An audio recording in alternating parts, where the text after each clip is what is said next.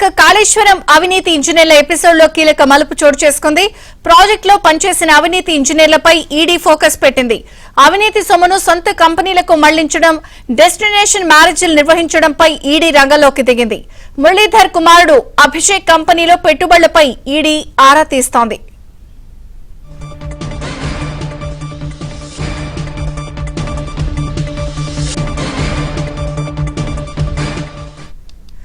ఇక కాళేశ్వరం ప్రాజెక్ట్ కి సంబంధించిన ఏదైతే వ్యవహారం ఉందో పూర్తి స్థాయిలో ఈడీ అధికారులు మనీ లాండరింగ్ పైన కూడా దృష్టి సారించినట్టుగా తెలుస్తోంది.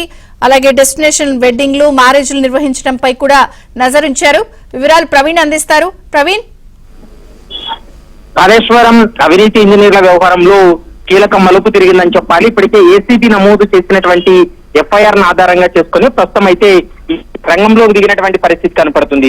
ప్రస్తుతం ప్రాజెక్ట్ లో పనిచేసినటువంటి అవినీతి ఇంజనీర్ల పైన ఈడీ ఫోకస్ పెట్టింది.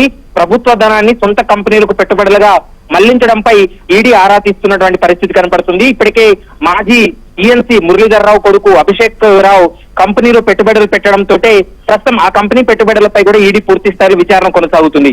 మరోవైపు కాళేశ్వరం ఈఈ నూని శ్రీధర్ కొడుకు వెడ్డింగ్ ఖర్చుపై కూడా ఈడీ ఫోకస్ పెట్టిందని చెప్పుకోవాలి. ముఖ్యంగా ప్రభుత్వ పదవిలో ఉండి అధికార దుర్వినియోగానికి పాల్పడ్డారనేటువంటి అంశాన్ని కూడా ప్రస్తుతం అధికారులు అయితే గుర్తించినటువంటి పరిస్థితి కనపడుతుంది.